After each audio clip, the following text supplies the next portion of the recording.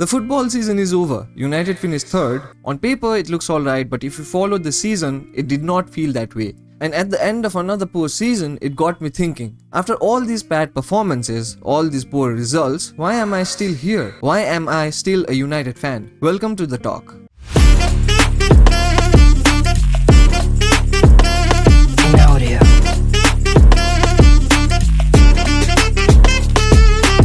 So when I was growing up, football was not the main sport I was in. Cricket was everything for me, but I do remember playing FIFA 05 on my dad's PC. So when I was a kid, they used to sell DVDs with pirated copies of games on them, and we used to buy pirated games.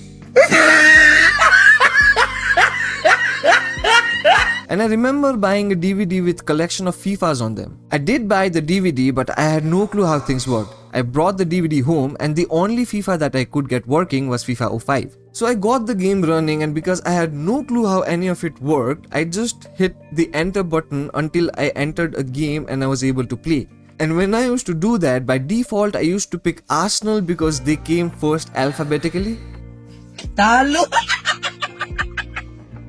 And I played so much of the game that I started to remember a couple of names from Arsenal, like the players and the managers and things like that. Then the 2010 FIFA World Cup happened and everybody at school was only talking about football, because I think that is the time when people my age were starting to know about football as a thing. So once the 2010 FIFA World Cup got over, people shifted towards club football, and when that happened, as any kid who wants to be relevant at school, because all I knew about football was Arsenal because of the game, I started telling people that I was an Arsenal fan.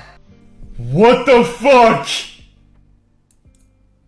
That is disgusting! Which, when I think about now, makes me sick.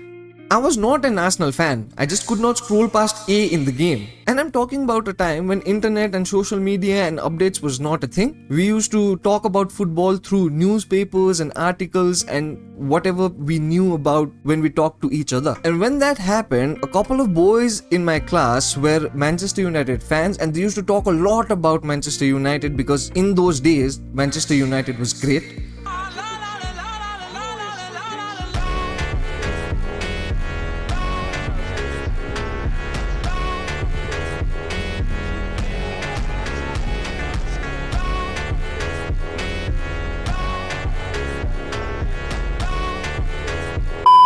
So I was in that school till 2013 and I heard about Manchester United for almost 4 years, and I did not care a lot about football at that time, so that name just stuck. Now 2013 is the same time when the big shift in my choice of football teams happened. When Robin Van Persie moved from Arsenal to Manchester United, it was a big thing and everybody at school was talking about it. And at that time, because I used to tell people I was an Arsenal fan, everybody was looking at me. And again, because relevancy was a thing, I publicly dropped Arsenal at that moment.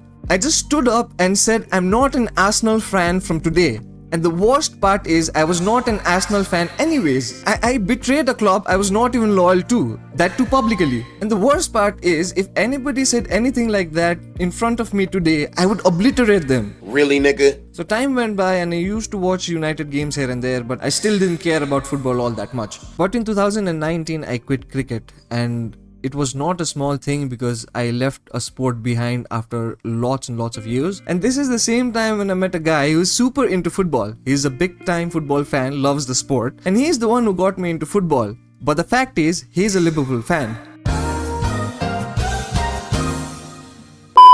So he used to invite me over for 5-a-side games, and I used to go because I knew a little about football and I loved playing sports. And that is the time when I was around people who knew a lot about football and used to talk a lot about football, and conversation about football started to happen and I got more invested into it. Being around people who genuinely loved football, something shifted. Now that's what I'm talking about.